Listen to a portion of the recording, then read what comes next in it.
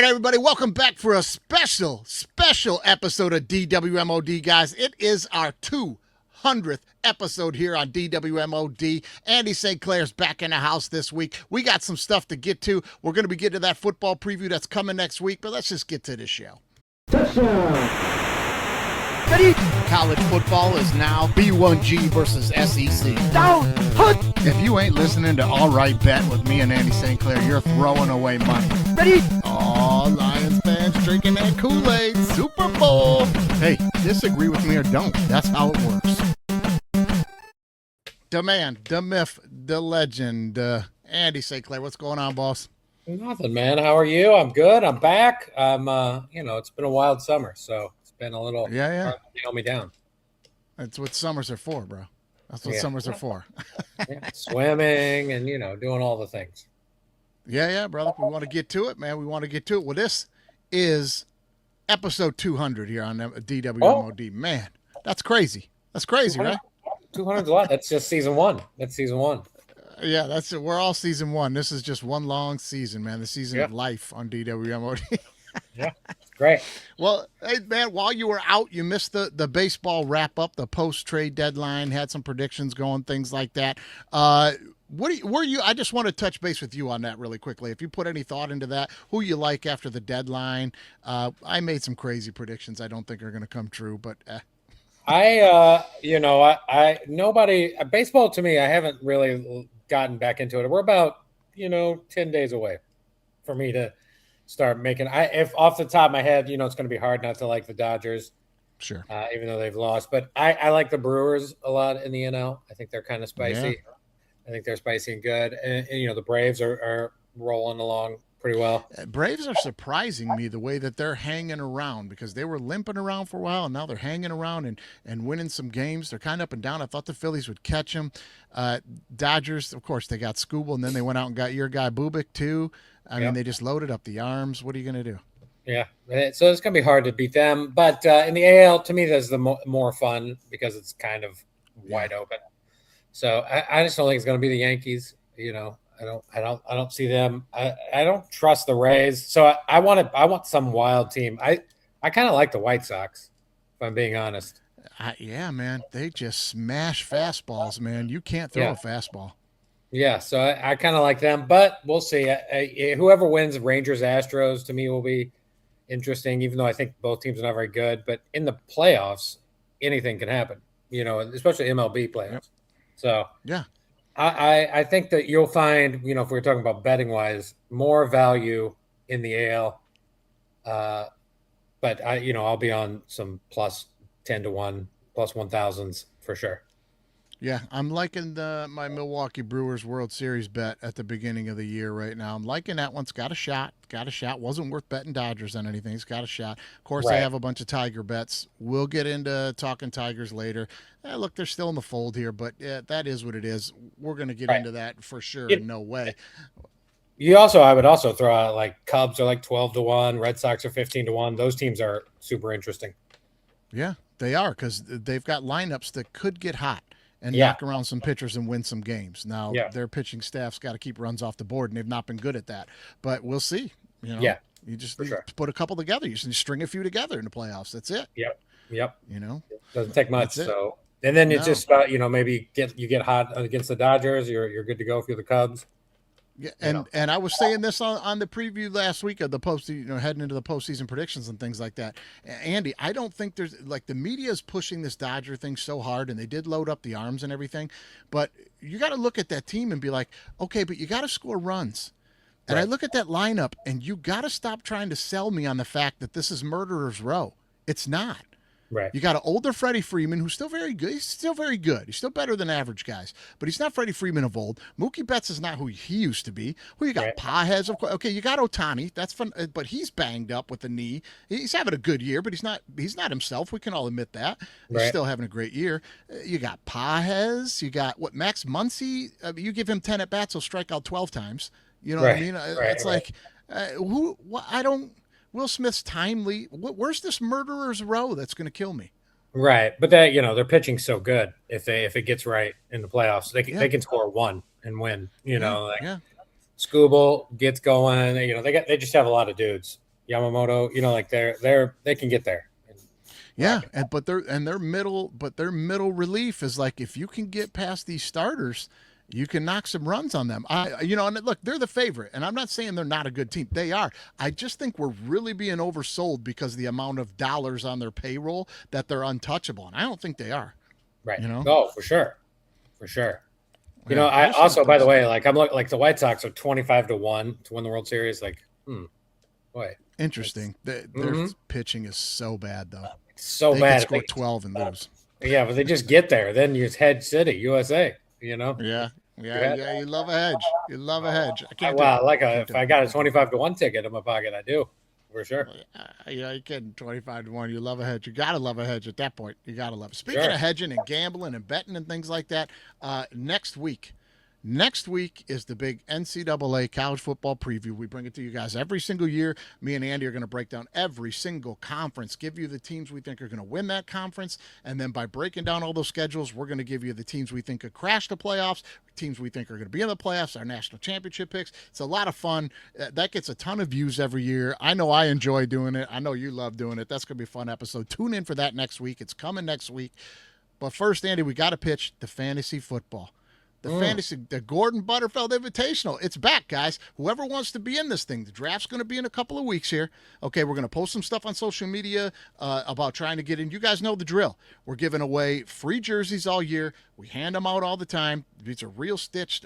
These are phenomenal $200 jerseys. We give them away. After 5 weeks, whoever's got the most high scores, boom, you're going to get a jersey. After 10 weeks, going to get a jersey. Whoever wins the thing, going to get a jersey.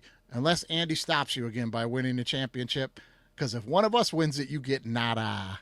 Yeah, I had to buy that team snuck in the playoffs and then got hot at the right time last year. Sure did. I bumped into Abhi Singh last night at some stand-up. He won it the first season, so he was back last year. Had the most wins last year. I think he went like 13-2 or something, but you knocked him off in the playoffs. So Abhi Singh will be back in this year. He'll be invited back.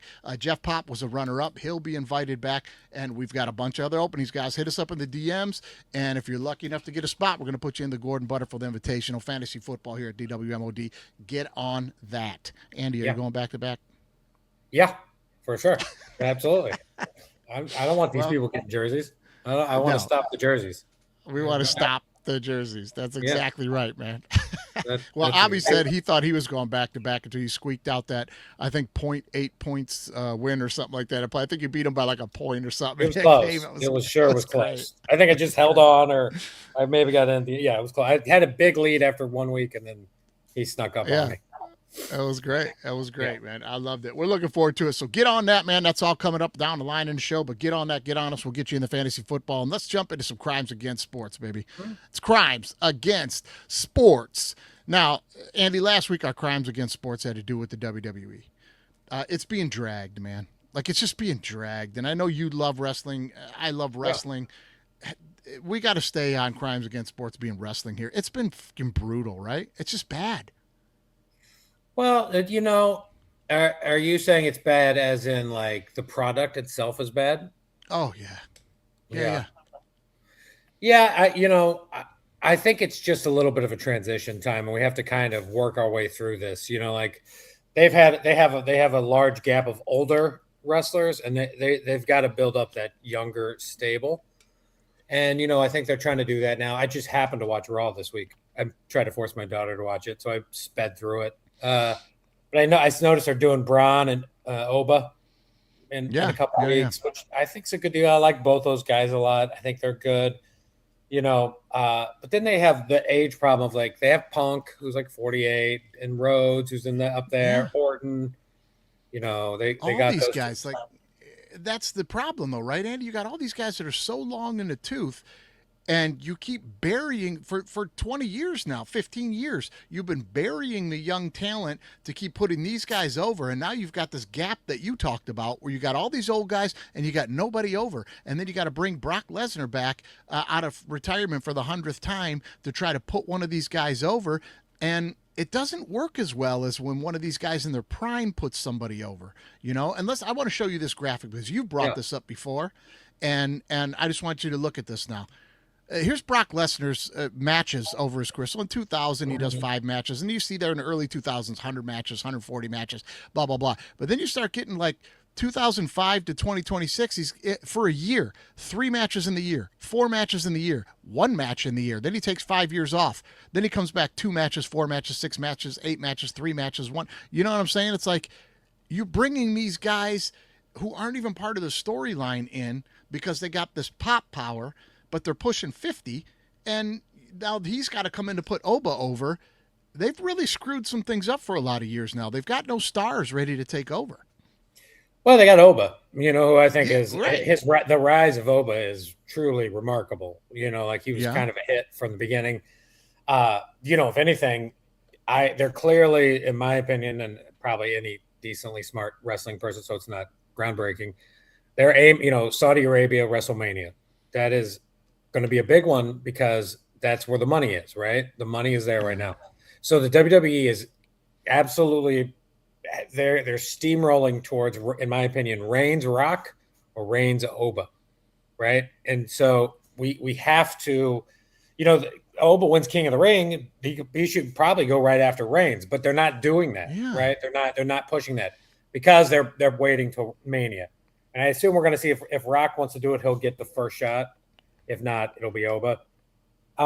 So I guess all I'm saying is, like, in these sort of times, we do have to be a little patient. Though some of the matches have been bad, we gotta build it up a little bit with the younger guys. And once that happens, SummerSlam was terrible. That SummerSlam was terrible.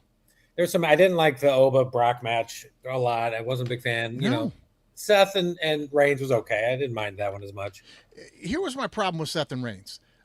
It's the same match every time, guys, and it's because they're the monopoly. There's nobody challenging them, so it's all just scripted and written, and we're just coasting on the money. And TKO's like, hey, it's like free ice cream, man, and just keep giving it to them every day. And it's getting old and flat, and now I'm tired of ice cream. That match was this, like, it goes one way, it goes the other, then they're going to go out of the ring, then someone gets put through the announce table, then someone gets put through the regular table, but this time he moves out of the way and the other guy goes through the table. I mean, you could just put any face on that match every time. It seems like it's getting old.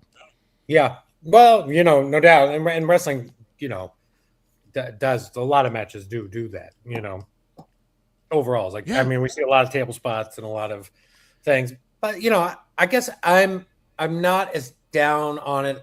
I'm only down on it in doing the big majors, right? The 4 majors, Mania, SummerSlam, Rumble, Survivor Series. Like, Survivor Series to me also the most worthless of all the major. Worthless. But I like Money in the Bank. I'm willing to see it out here till the end of the year because I'm actually very curious how they're going to close the year with the younger guys. Going in because it goes Rumble and Mania. Yeah, they got to start putting them over. I like where your head's at on where the storyline's moving. It's got to be Oba Reigns. It's got to be Oba Reigns.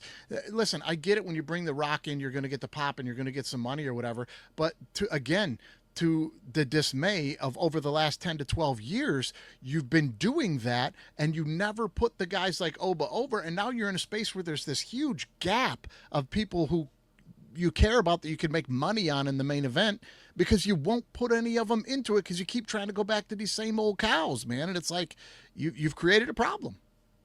Yeah, I mean, I kind of think it's going to be Rock Reigns at Mania, just because, with the what's his name, Sikoa, the bloodline guy who is defying Roman. It's horrible. I don't know his name. He's kind of fun, actually. I've enjoyed and the crowd's enjoyed it.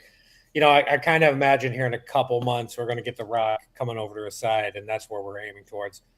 And then, then we're going to have Oba against, I don't know, Big Cass. I don't know, but Oba's got to fight somebody. And, bringing a guy like Big Cass back who's in great shape and over 7 feet tall, that's an Oba guy. So you're going to have another big guy fight. So we'll see. Or you get Oba Rhodes. Who knows?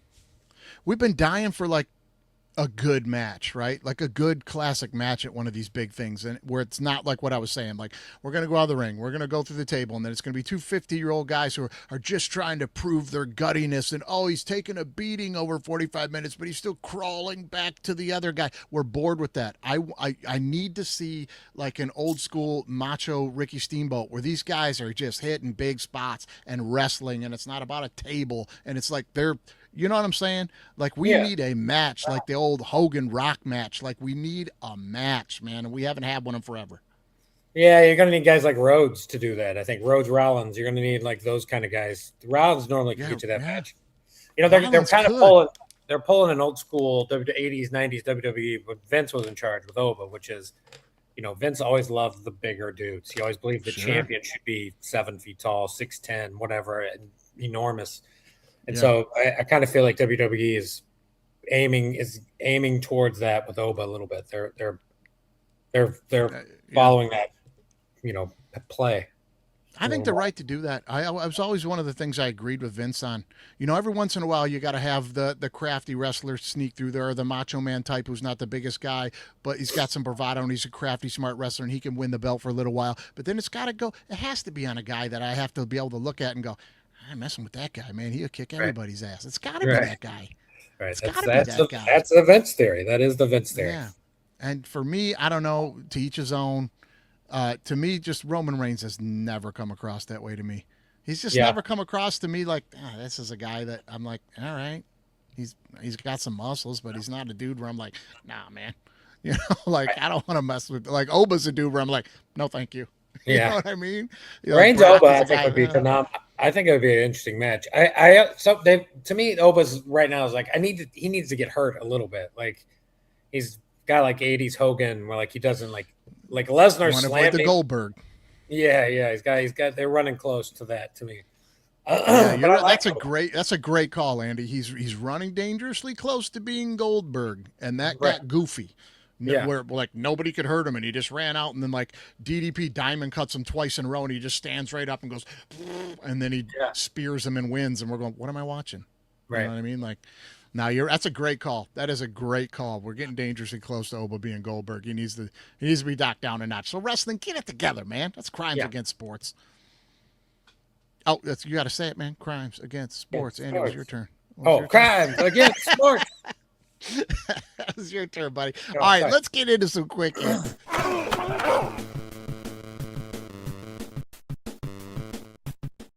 All right, Andy, this is very interesting. I can't wait to get into this with you. Did you see the John Smoltz interview this week where he's explaining what he thinks needs to happen to baseball? No. Oh, it's extremely interesting. It's got legs, and he was the first to say, like, look, this isn't completely vetted, but man, I think a lot of this is really interesting. Okay, so I forget what show he was on, but he was doing an interview, and they asked him how to fix the disparity gap. And here, this is why he's in this picture here with Scooble. This is not about Scooble getting moved, but this is Smoltz talking about how do we fix the talent gap. And he was saying you can't close the talent gap with the salary cap. And that's what the offseason's going to be, right? They're going to talk about salary cap, salary floors, and they think that's going to fix the talent gap. He said that's not going to fix the talent gap. The big teams, the big markets, they're always going to get these players. That is not going to be the answer. So he's saying what you need to do, and this is what he's pitched, you need to do a first half, second half Major League Baseball season with qualifiers. And here's what he's saying. Like the first half of the season that ends at the All-Star game in July, people at the end of that half of the season will qualify for the playoffs or not. And he's saying, here's the thought process. And then again in the second half, then you start all over in the second half, and then teams qualify. And he said, now here's why. Because you see it every single year, these small market teams that just can't compete over the course of 162 games. But like going into the All-Star break, you always have these smaller teams that are right in the mix, game or two back, and then they just get pulled away from over 162 because they can't do it.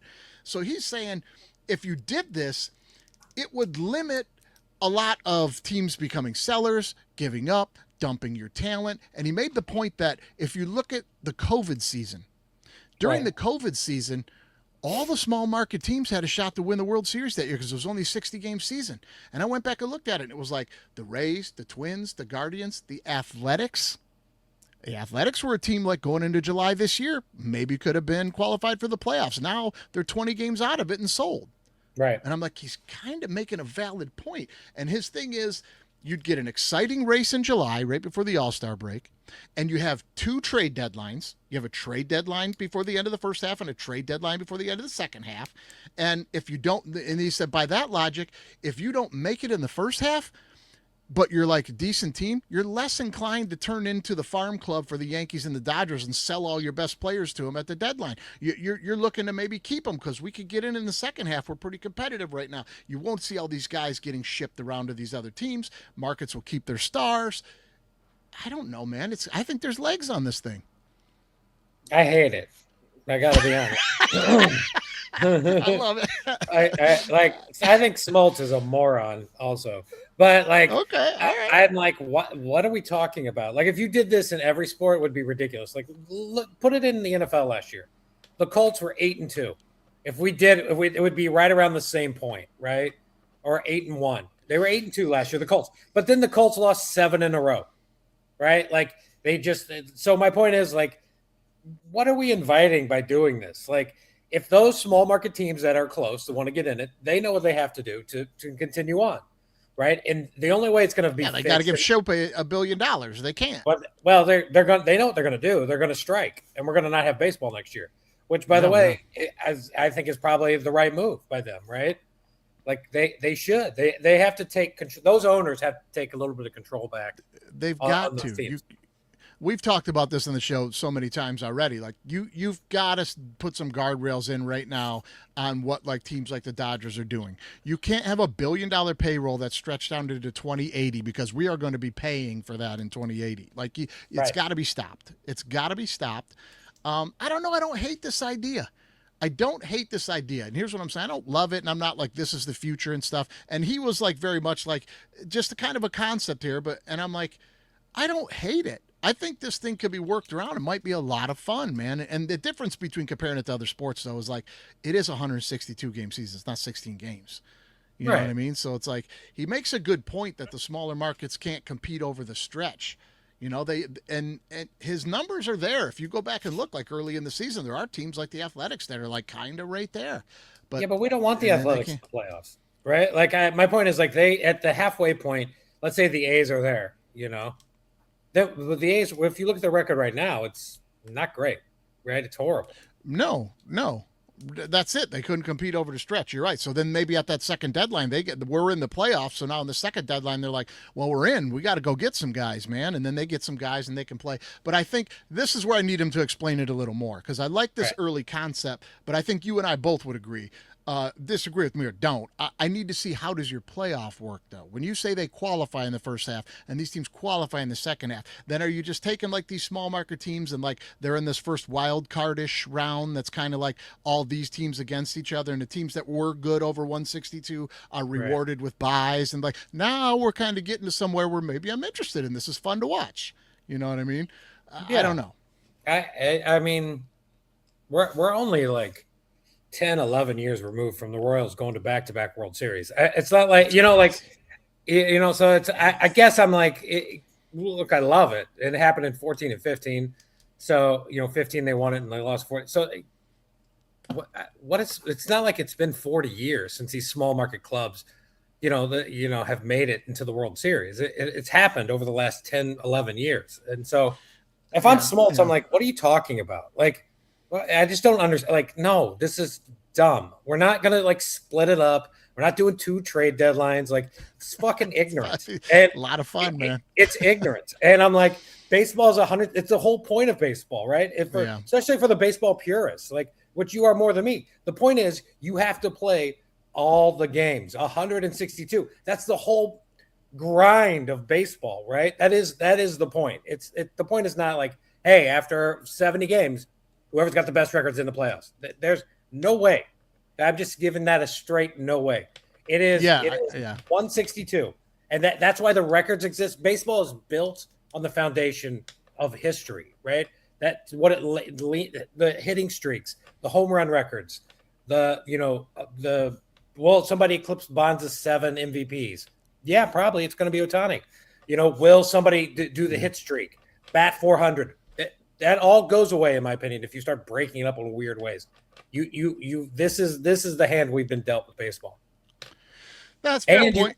You got to put it in. You got to make it you got to put a salary cap like that. That's the way to save baseball. It's just the problem is you have to. Half the people don't want to do it.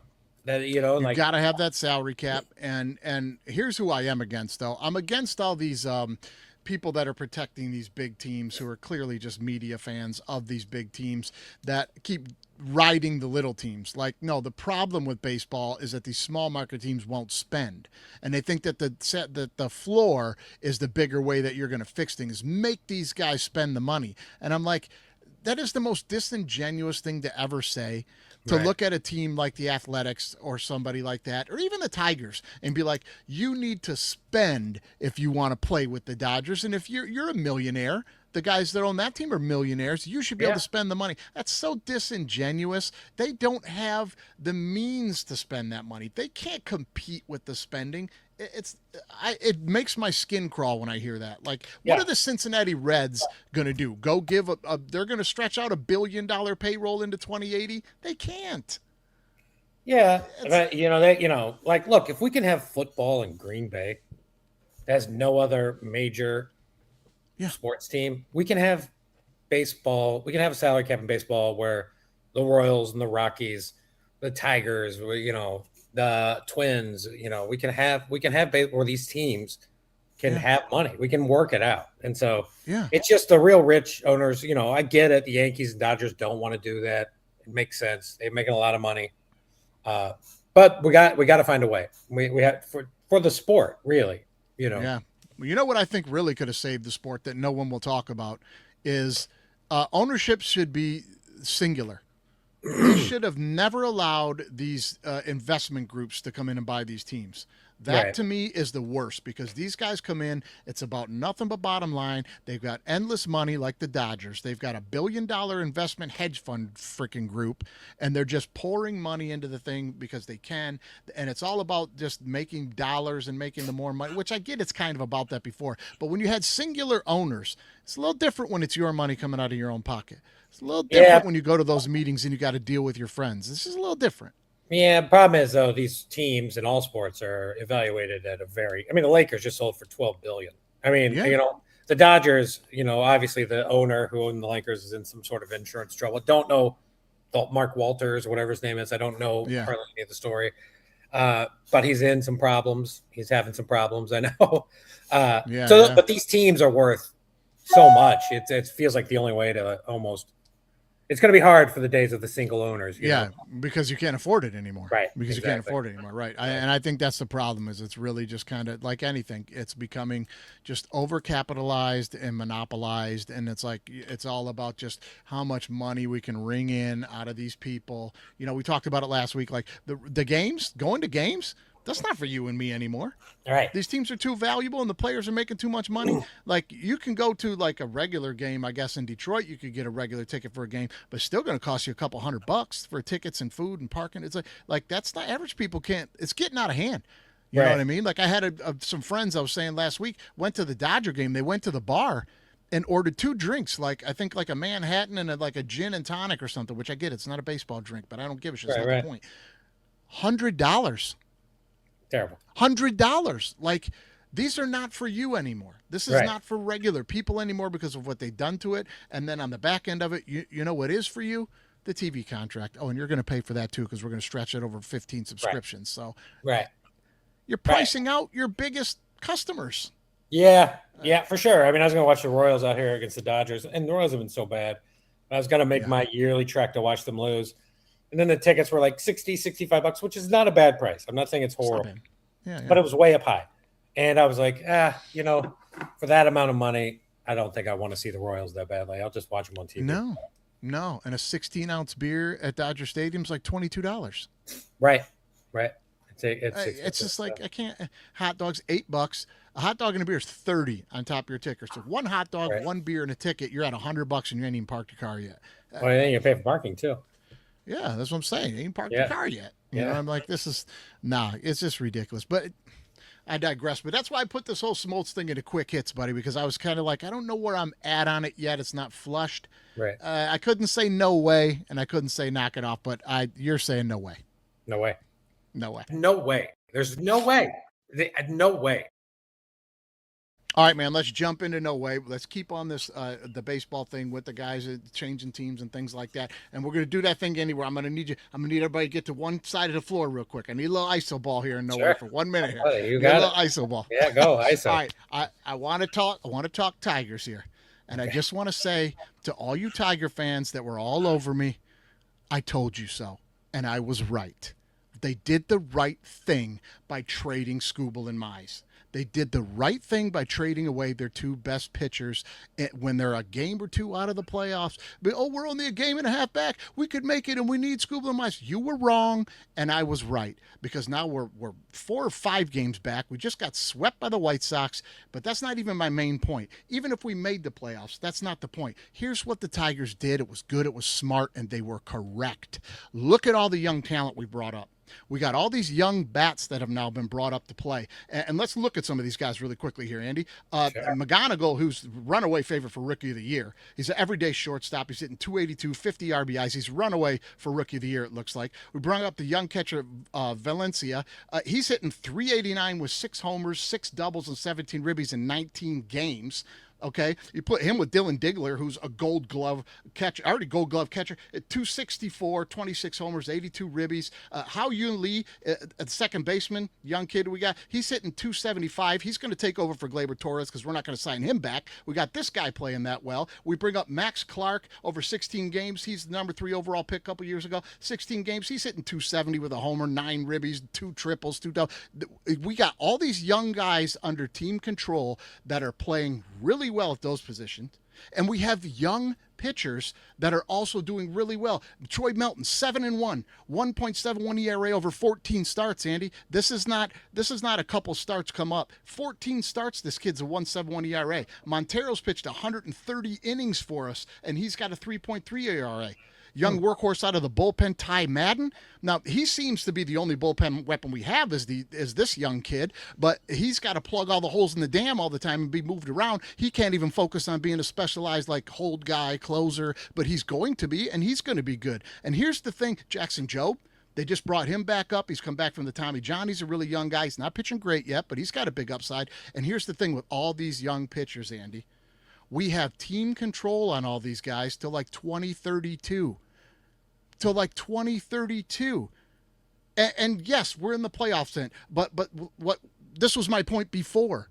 Skubal and Mize don't help you in this playoff run one bit because the Tigers are living and dying by everything I just pointed out. Either we're scoring 15 runs and winning the game in a runaway, which your starting pitcher doesn't matter at that point, you won the game, or right. This bullpen's so bad, they're blowing every good start by Melton and Montero down the stretch, which again, if your Skubal or Mize come in and pitch a gem for 6 innings and you blow it, how are they helping you? They're not. Both of those guys have had arm trouble. They're gone. We traded them for a bunch of minor league assets that are in the top 100, and I just told you how well all these young kids are doing that we pulled up. So what's that mean?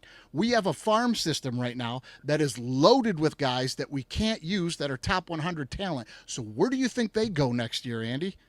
We use them at the trade deadline to get the players you need to get over the hump, to get on a real World Series run here. I think they did everything right. I think it was right, and I told you so. Disagree with me or don't? No, I think the Tigers kind of had to trade Skubal, for example, just using him because they're what 61 and 66, something like that. So yeah, you got to let the young guys play, and if they get hot and make the playoffs, great. And if they don't, the future seems good. When they resume baseball in 2029.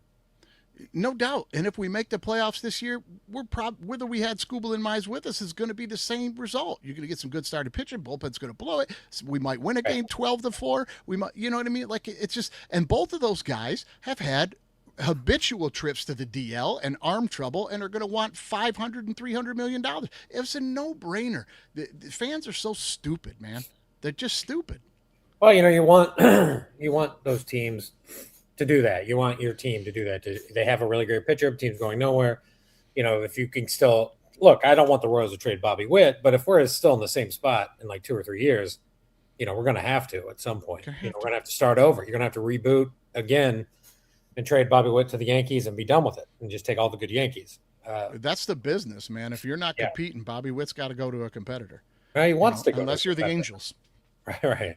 They just hold on and know? suck, and then they let Ohtani go. For nothing. Yeah. That's a great point, Andy. You just made a great point. The Angels, we already saw the proof in the pudding what happens when a team does that. That's what we could have done with Scooble. We're going to keep them. We think we're going to make a run to the playoffs, and that's what the Angels did, and they didn't make the run, and they didn't get in the playoffs, and Ohtani left for nothing. Right. And they could have traded Ohtani, I'm sure, numerous times. Could have got a haul, and the Angels would be in a weak Western division with a haul of prospects would probably be good. Same with Trout. Trout, same thing. Could have traded Trout. Yeah. But they need to trade Trout this year or next. I mean, what are they doing? Now it feels like it's too late for Trout. Like, I mean, he's still awesome, but I'm just saying it feels like the value is much. He's older. He's 35. Come on. They blew what they were going to get for him. I mean, I tell you what, I'd love nothing more than down the stretch next year for the Tigers to bring in Trout and make a run. It would be so fun. Would be great. Get Trout out. So fun. The Angels. That's the key. Let me see Trout in that English D, and then just put like maybe 4 or 5 good years in, and then go to the Hall of Fame and be like, I hated Anaheim. Put the D on my hat. Yeah, it'd be great. Great. I would love that, man. I would love it. But anyway, that's my no way for you guys this week. For all you that were clamoring like you understand anything about front offices and building a team. No way. There's no way. No way. No way. Just stop it with all of it. Just stop it with all of that, man. All right, but let's get to some knock it off. But before we get to knock it off, you know what time it is. You know what time it is. It's time to represent the official beer choice of the DWMOD podcast. That's Olde English 800, baby. Brass Monkeys. Brass monkey, that funky monkey. Brass monkey, chunky. Yeah, Brass Monkeys, baby. Enjoy them this weekend. Whatever you're going to get into watching. If it's bad wrestling, I don't care. You just have some Brass Monkeys. Enjoy the weekend. Watch some baseball. Football preview coming right around the corner. Man, I'm looking forward to that next week. I'm looking forward to digging in. How deep have you gotten yet? This year what I've been trying to do is kind of pick some sleepers and not going too deep. And I'm trying to pick like conference championship games if I can. Take a shot at that. Not all the conferences, but I got a little bit of a read. I'm a little lighter than normal years, though, if I'm being completely honest. But I'll cram it in here in the next week. I have some ideas. Okay. Where are you on your officially chosen beloved Akron Zips this year, buddy? I'm probably out on Akron. I think I'm probably out on Akron. You're gonna be. Have you heard about what's going on with them in the news? I've kind of gotten away from them. This is our week's big knock it off, buddy. I did this one just for you. All right, everyone, time to do me a favor and knock it off. All right, man. The Akron Zips. There they are. The Akron Zips in the middle of Ohio with the kangaroo as their mascot. I never understood any of it, man. Yeah. I don't get any of it. Here's what they've got going on for their promotion this year, Andy. Anybody that buys a season ticket. I do know this. Sorry. I was very interested. I love this idea. I do love this idea. Listen, you can't hate that baseball idea and love this one because I love this crazy. Idea. This is just one thing. Yeah, I love this idea. Because the team stinks, it might be fun. But, okay, so here it is, guys. Here's the deal what the Akron Zips are doing this year, if you don't know. Everybody who buys a season ticket goes into a raffle. One lucky season ticket holder will win this raffle and will get to sit down with head coach Joe Moorhead to script out the entire first series in their first game. They will work with him the whole week leading up to that first game and sit in the meetings and sit down with coach the night before the game, and they will script out the whole first series, which is usually a 15-play script. Yeah. You get to be the OC. Yeah, bring it on. This is stupid, man. I want to get I want to buy Akron season tickets just to get my name in the ring. Oh my God. Oh my God. If we had money on this show like they have, like John Oliver or some shit, I swear to God, I'd be like, all right, we're buying 100 season tickets and one of us gets to do it. We get to do it? Wait, so I'd be like, deep, bomb. We're just throwing deep every time. Oh my God, Andy, I would freaking love to do that. All right, when this show starts to cash the big money, we got to get in on one of those. That would be amazing, dude. It'd be incredible. Now I saw they're doing it. It did make me think, like, boy, they're going to be bad. They're going to be bad again. This is going to be bad. But here's the beauty of it. They're going to get a bunch of people to buy season tickets. Yeah. How many people are going to tune in to see that game? Guaranteed it gets bumped up on ESPN's list of games that are going to be, I'm not going to say prime time, but like will be pushed to like a major channel, not on the plus. Like they're going to hit the ratings on this thing. Like people are going to tune in to see this.